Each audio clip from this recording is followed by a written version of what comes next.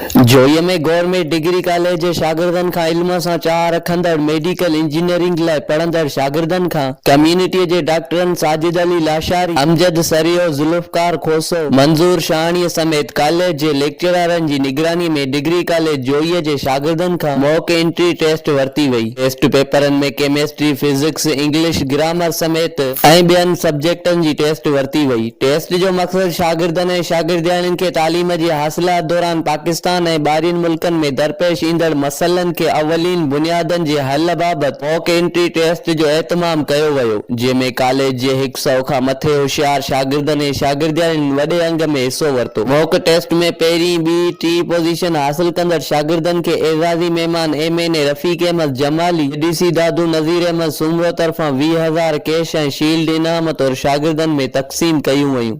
Mohammad Hanif लिगारी, Tong news, जोई, दादू।